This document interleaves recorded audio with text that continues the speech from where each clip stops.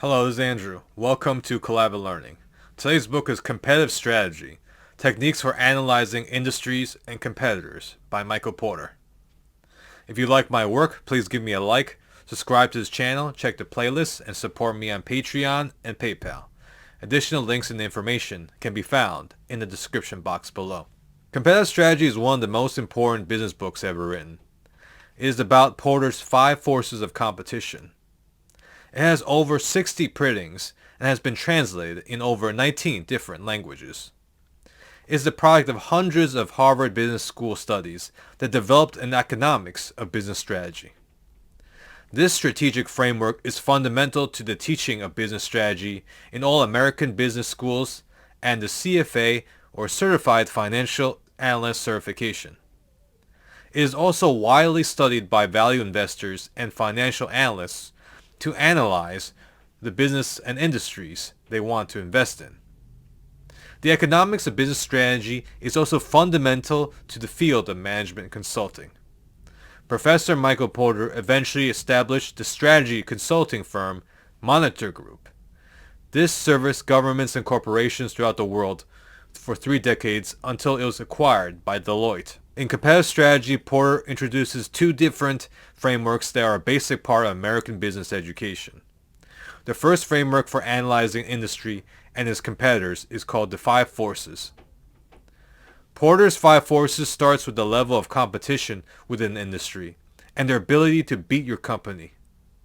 The more competition there is in your product space, the weaker your company's position and the less profitable you will be. If the competition is low, you can be more successful.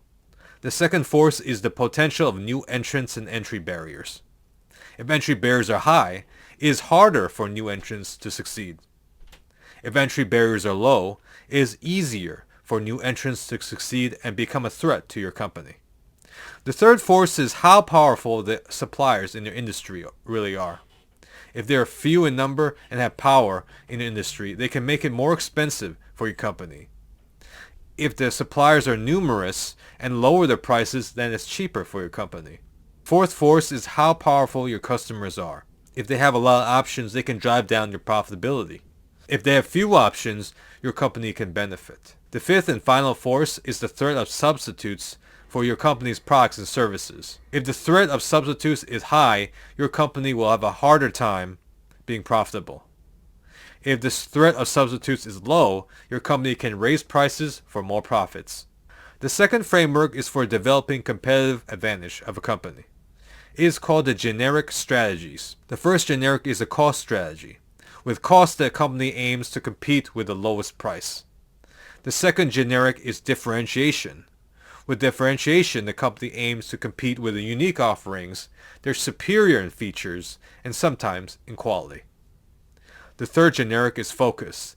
This is essentially a specialized strategy where differentiation or cost is pursued in a narrow segment of the market.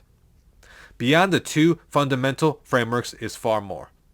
The rest of the book contains a gigantic mass of strategic and tactical dynamics that corporations use in the competitive marketplace to win profits and defeat rivals. It goes into the details of market signals and competitive moves by corporations, the structural analysis of business industries, and the life cycle of industries. The different types of industries such as global, fragmented, emerging, mature, and declining industries. The strategy of vertical integration of a company.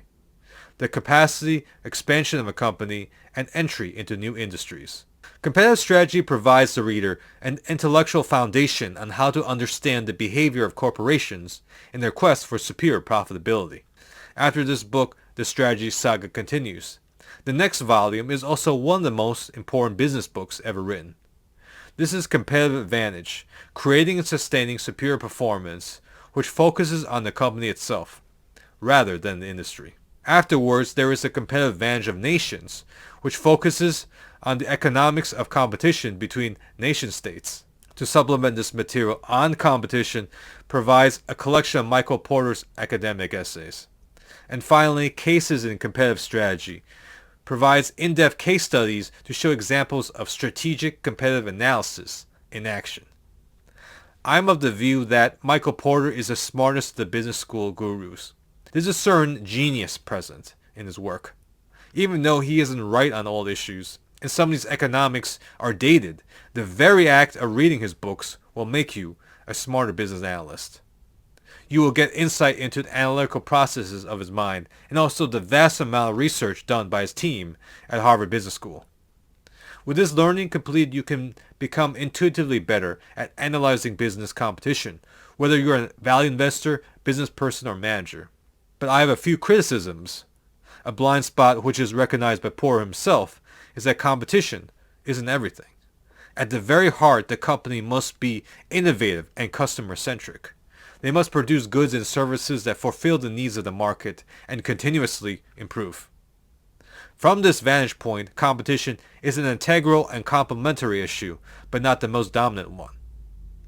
An exaggerated focus on dealing with competition can risk neglecting the most important issues of a company. Another criticism is one brilliantly articulated by Steve Jobs in 1992. The link to his talk is in the description box below. It is about the limitations of analyzing businesses from the outside, and the limitations of management consultants. I paraphrase. Without owning something over an extended period of time, like a few years, where one has the chance to take responsibility for one's recommendations, where one has to see one's recommendations throughout all action stages and accumulate some scar tissue for the mistakes and pick oneself off of the ground and dust oneself off. One learns a fraction of what one can. You do get a broad cut at companies, but it's very thin. You never get three-dimensional. You can say, look, I've worked in bananas, I've worked in peaches, I've worked in grapes, but you never really taste it. Despite these issues, I rate competitive strategy, techniques for analyzing industries and competitors by Michael Porter a 5 out of 5 stars. Please put your thoughts and ideas in the comment section. They always make a great conversation. I hope you find this review to be informative. Thanks for watching.